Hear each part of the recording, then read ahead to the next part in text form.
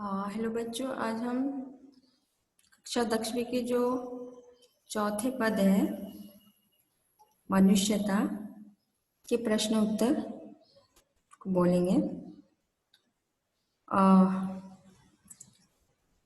निम्नलिखित प्रश्नों के उत्तर दीजिए। नंबर 1, कवि ने कैसी मृत्यु को सुमृत्यु कहा है?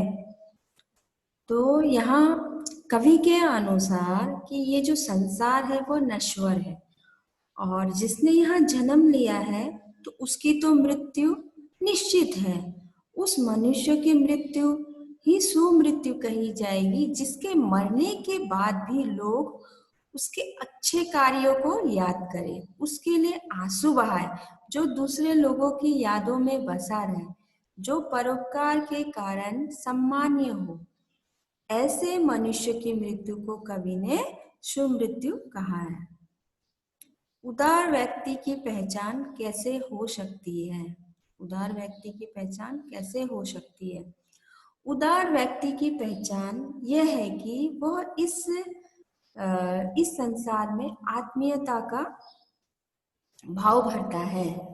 वो सभी प्राणियों के साथ अपनेपन सा व्यवहार रखता है, जिसके हृदय में दूसरों के प्रति सहानुभूति और करुणा के भाव होते हैं। उदार व्यक्ति दूसरों की सहायता के लिए तन मन धन को किसी भी क्षण वो त्याग कर सकता है। वो जाति देश रंग रूप आदि का वो भेदभाव किए बिना ही वो सभी को अपना मानता है। प्रेम भाईचारा और उदारता ही उसकी पहचान है। तो इस प्रकार हम उदार व्यक्ति की पहचान कर सकते हैं। तीसरा प्रश्न है, कवि ने दधीची कर्ण और महान व्यक्तियों का उदाहरण देकर मनुष्य के लिए क्या संदेश दिया है? तो यहाँ कवि ने दधीची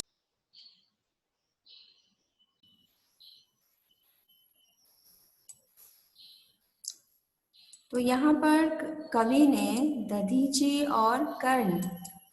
दधीची कर्ण और महान व्यक्ति का उदाहरण देकर मनुष्यता के लिए समझाया है कि मनुष्यता को त्याग और बलिदान का संदेश दिया है। अपने लिए तो सभी लोग जीते हैं, पर परोपकार के लिए जो इंसान जीता है मरता है उसका जीवन ही धन्य माना गया है।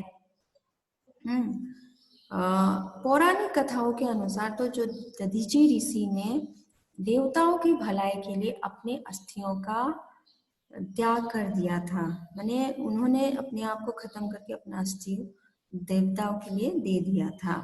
और रंतिदेव नाम के एक राजा ने भूख से व्याकुल एक व्यक्ति को अपने खाने की थाली दे दी थी। तो इस प्रकार कवि ने और गंधार के राजा ने अपने शरीर का मांस काटकर एक कबूतर की जान बचाई थी। तो ये जो कथाएं हैं हमें परोपकार का संदेश देती है। ऐसे महान लोगों के त्याग के कारण ही मनुष्य जाति का कल्याण संभव हो सकता है। वास्तव में मनुष्य वही है जो दूसरों के लिए जिए और मरे। ठीक है, इस प्रकार इन लोगों के द्वारा हमें कवि ने मनुष्यता का संदेश दिया है। कवि ने किन पंक्तियों में ये व्यक्त किया है कि हमें गर्व रहित जीवन व्यतीत करना चाहिए? तो ये यहाँ हम इन पंक्ति में यहाँ पर देखो, इस पंक्ति में रहो न भूल के कभी मतांत तुच्छ वित्त में, सनाथ जान आपको करो न गर्व चित्त में, अनाथ कौन है यहाँ त्रिलोकनाथ साथ है, दयालु दीन बंधु के बड़े विशाल हाथ है। तो यहाँ में कवि ने कहा है ना, कभी भी भूल कर भी तुम अपने आप को में घमंड मत लाओ।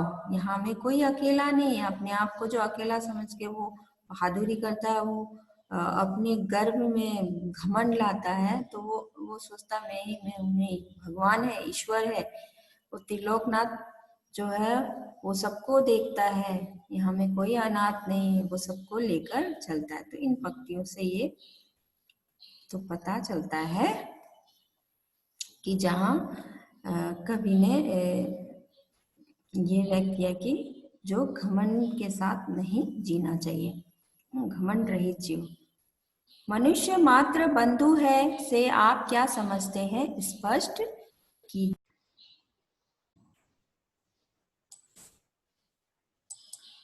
तो यहाँ में कवि ने कहा है ना कि जो एक मनुष्य जो है दूसरे मनुष्य का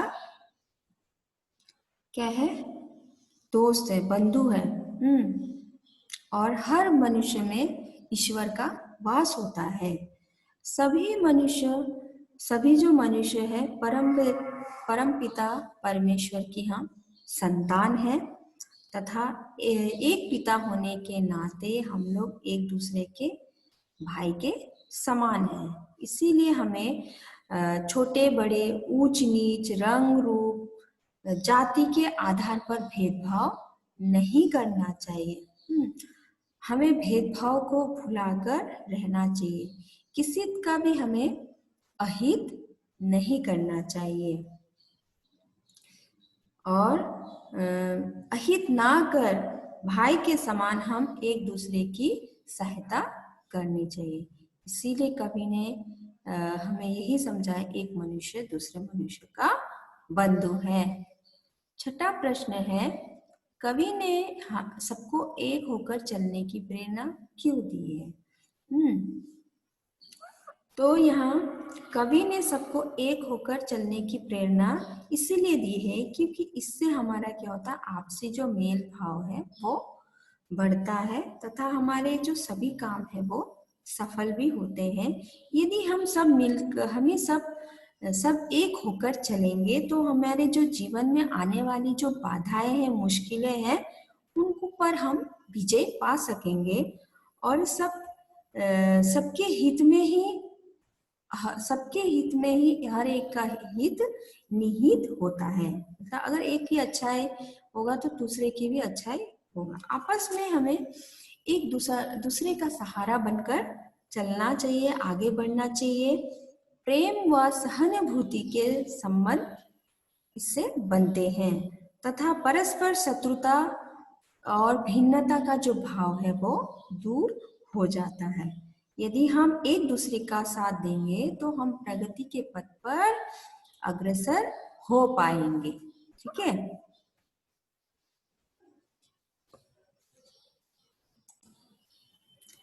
तो यहाँ इस प्रश्न में व्यक्ति को किस प्रकार का जीवन व्यतीत करना चाहिए, इस कविता के आधार पर लिखिए। तो कवि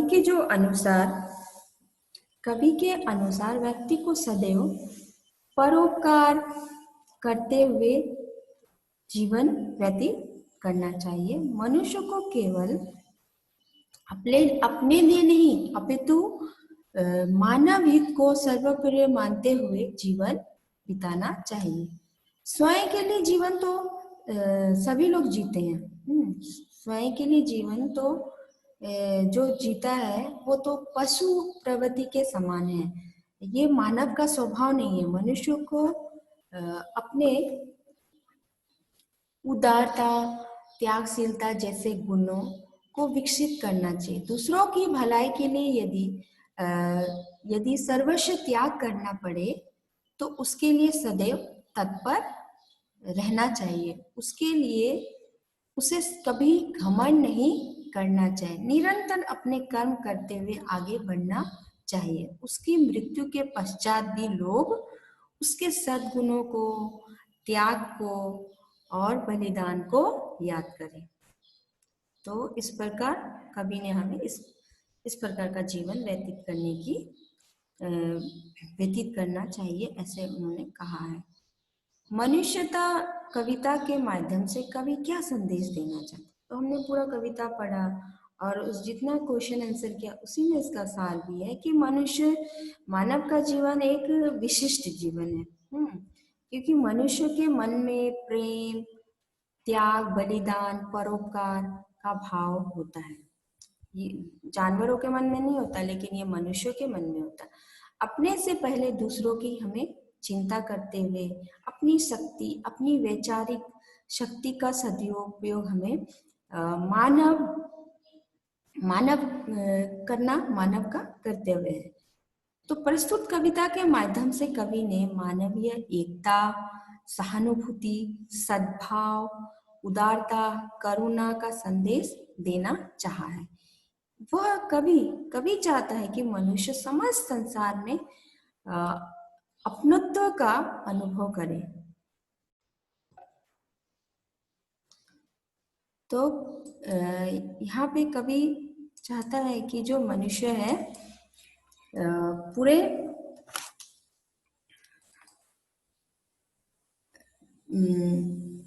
सद्भाव, उदारता और करुणा का वो मतलब कि उदाहरण दे।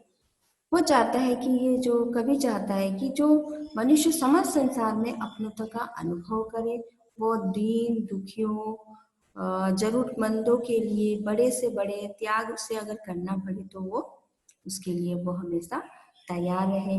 निस्वार्थ भाव से जीवन जीना, दूसरों के काम आना व स्वयं उठाने के साथ साथ दूसरों को भी ऊंचा उठाना ही मनुष्यता का वास्तविक अर्थ है। तो इस प्रकार इस कविता के द्वारा कवि ने हमें ये संदेश दिया। और जो आपके फाइनल में क्वेश्चंस आते हैं, इन्हीं में से थोड़ा सा घुमा फिरा के आते हैं, पर इसी में आंसर छुपा हुआ है, मिला जुला है। तो आपको डरने की जरूरत नहीं है।